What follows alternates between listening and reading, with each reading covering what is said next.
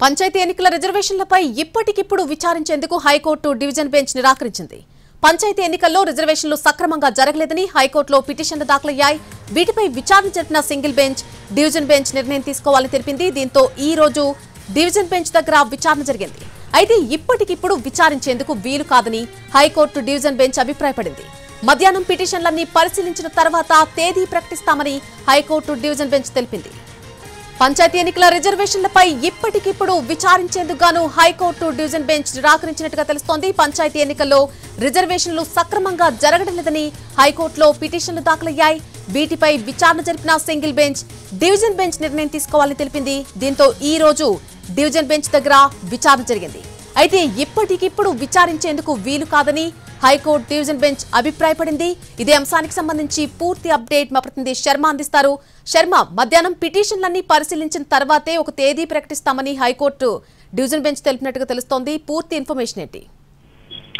తెలంగాణలో గ్రామ పంచాయతీలు వార్డులకు సంబంధించి ఈ నెల 11, 14, 17 3 విడతలుగా ఎన్నికలు జరగబోతున్నాయి. ఇప్పటికే 2 విడతలకు సంబంధించిన నామినేషన్ల ప్రక్రియ కూడా పూర్తయింది. అయితే సింగిల్ బెంచ్ దగ్గర గతంలోనే 6 పిటిషన్లు వేరువేరు పిటిషన్లు దాఖలయ్యాయి. గ్రామ పంచాయతీల్లో సంఖ్య ఆయా కులాల సంఖ్య తక్కువగా ఉన్నా లేకున్నా కూడా ఆ కులాలకు సంబంధించి రిజర్వేషన్లు అన్నది కేటాయించారన్నది ప్రధానమైనటువంటి అభియోగం. ఒక గ్రామంలో బీసీ జనాభా 300 నుంచి 400 ఉంటే ఎస్టీ జనాభా కేవలం ఒకరు గాని ఇద్దరు గాని అసలు లేకున్నా గాని ఆ గ్రామ పంచాయతీని ఆ వార్డులను ఆ ఎస్టీలకు కేటాయించడం పట్లనే అభ్యంతరాలు వ్యక్తమయ్యాయి. దీనికి సంబంధించి సింగిల్ బెంచ్ దగ్గర గతంలో పిటిషన్లు దాఖలయ్యాయి. దీనికి సంబంధించి నిన్న సింగిల్ బెంచ్ విచారించి దీనిపైన ఒక నిర్ణయం తీసుకుంటే అది తీవ్రమైనటువంటి ప్రభావం చూపేటువంటి అవకాశం ఉంటుంది. కాబట్టి దీనిపైన ఏ నిర్ణయం తీసుకోవాలన్నా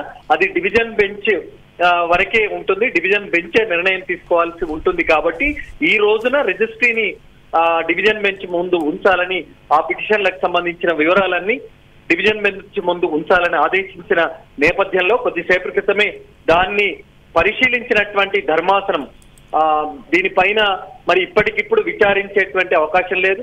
ఎందుకంటే ఆ పిటిషన్లకు సంబంధించి ఏ రకంగా ఉన్నాయనేటువంటిది చూడాల్సి ఉంది.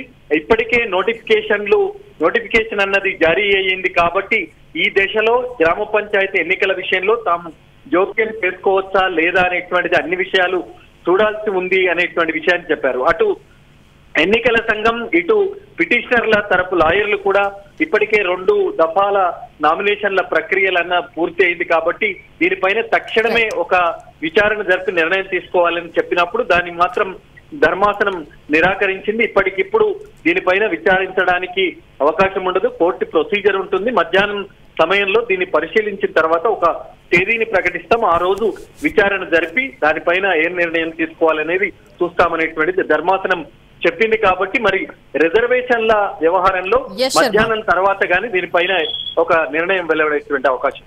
Right, thank you.